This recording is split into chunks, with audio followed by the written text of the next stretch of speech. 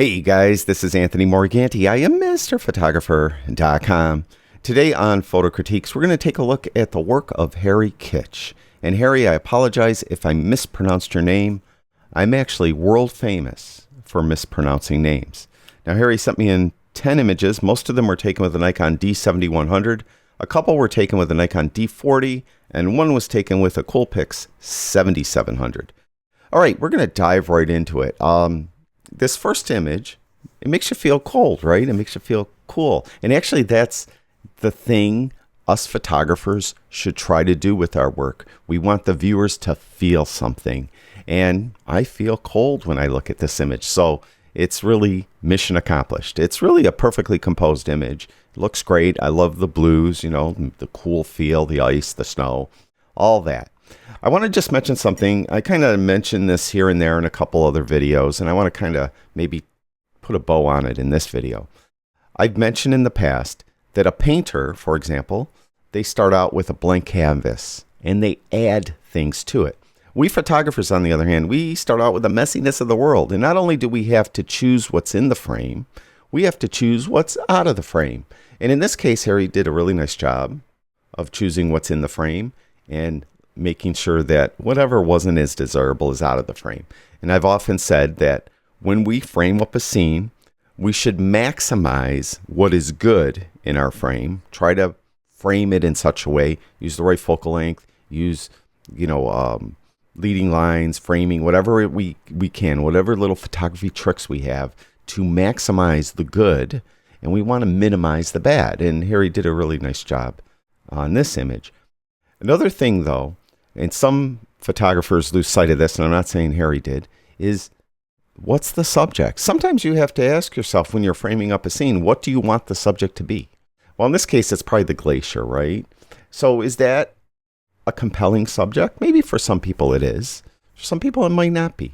Then you could look at an image like this and, well, how could we make this better? Well, if it had a stronger, more kind of universal subject.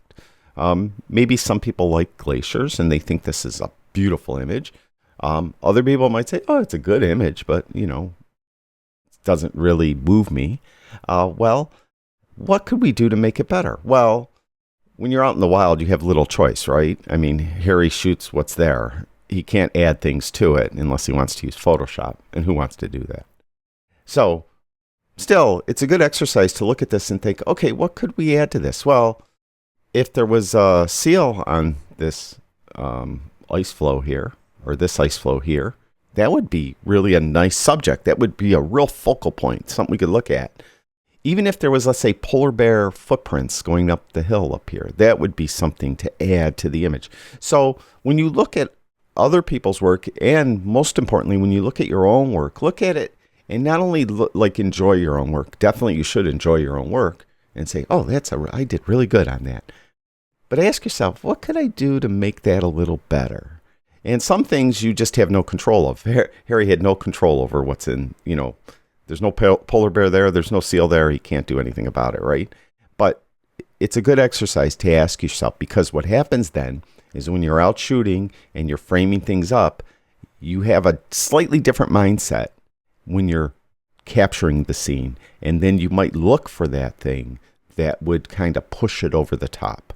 But overall, as I said, this is a really nice image. Let's go on to the next image. This is great. I like it. I mentioned before, I'm partial to penguins. I think this is a great shot. Also, I should add, over here in the left-hand corner, I'm keeping this on so you could see the lens they used and the exposure information here. And in case you missed it on this image, it's right here. And get a look at that, and we'll come over. So I might not always mention it, but that information is over there in the top left. This is a really nice shot. I like it a lot. He did a really nice job. Not much I could say about it. It's really well done. This one here, it's like drama, right? Super great drama. Looks great. Again, when you look at it, well, what could it do to push it over the top? Well, we have the land, the sky. It's kind of a nice backdrop. But if something else was there, something to really grab our attention. I always say that three-legged dog. Obviously, a three-legged dog floating in the air won't be any good. But even a bird flying through the sky, So, what would be good for this type of image to add scale to show how large this is, how immense it is. If you had like a person down here or a car or something like that to just kind of give us an idea what the scale is. Now I want to talk a little bit too about kind of look how kind of I don't know, it's like not very resolute, like, for lack of a better term. Here, let's come in and do this.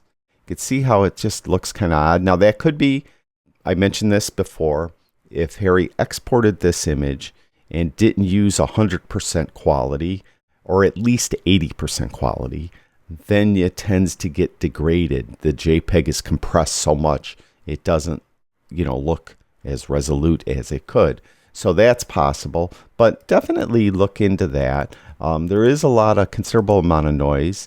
You might want to kind of double down your efforts on removing noise. If you're not sure how to do it in Lightroom, watch some videos on removing noise in Lightroom.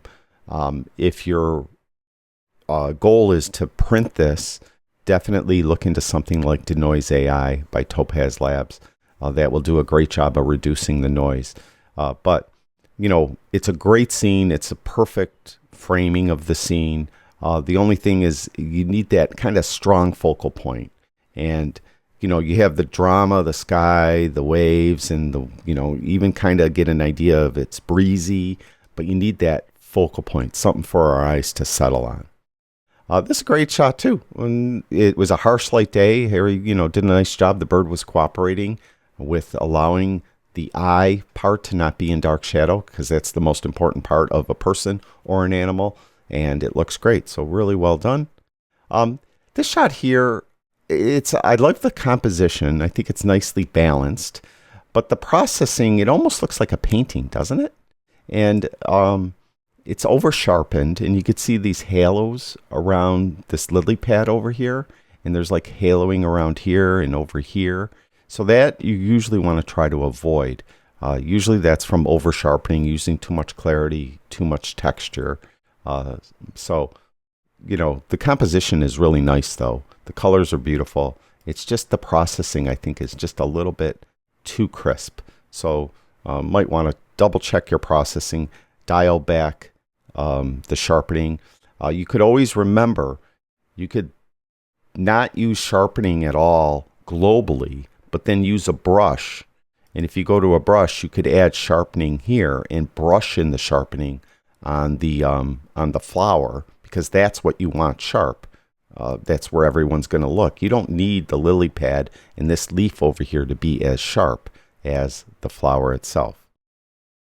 This is a nice composition. Now this, again, what is the focal point? Okay, it's kind of the building. Yeah, that's the focal point. But is that a good subject? Is that really compelling?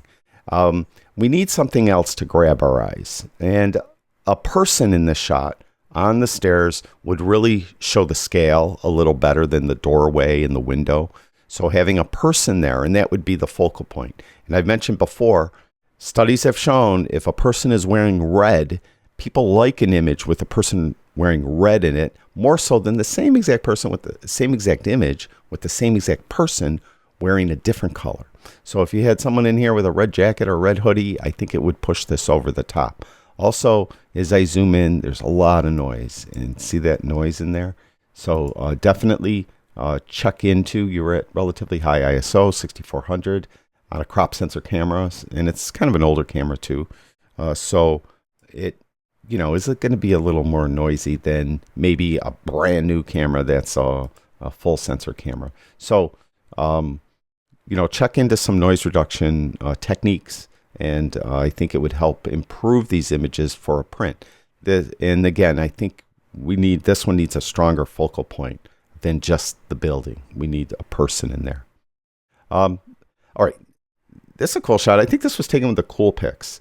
Kind of a nice study of converging lines, right? Kind of like the railroad tracks going off in the distance. That's the classical converging line thing. Well, this is kind of similar. We got the converging lines.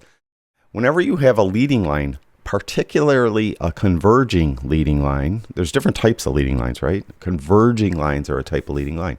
Whenever you have a converging line, you need 100%, you need a strong subject at the end, almost all the time, because you're encouraging the viewer. Remember I talked about before the mental space, that's the viewer's head, basically. When you're, as a photographer, you're choosing what's in this depictive space.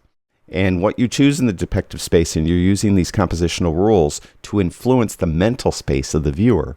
And you're encouraging me to look down towards the end. And there has to be a payoff right here. There has to be something there to really make it a satisfying photo for someone to look at. Here, it's just kind of leading off, and we have some like flowers way off in the distance, right?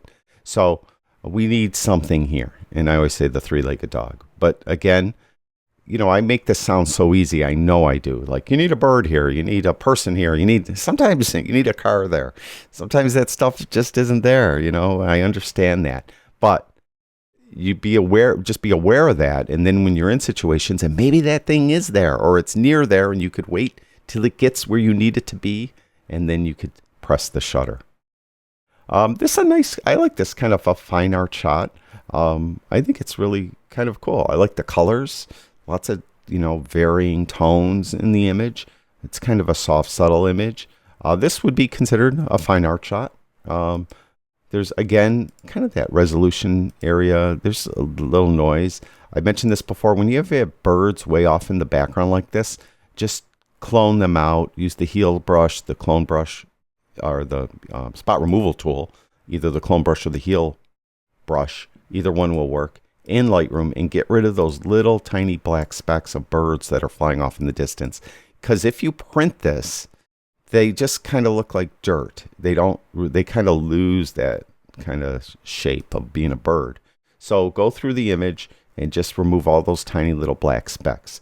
Now, this image I think is fine as is. You could maybe want to add a person to it, add something else to it. That might make it worse, though. This is one where it could go either way. You may want to clone this out. You may want to leave it there. It's up to you. I think it looks nice, though. I think this is a nice image as is. This is a nice image, too. I know it was probably hard. You were at 250. I would zoomed out a little bit more and just not had that top mask so close to the edge.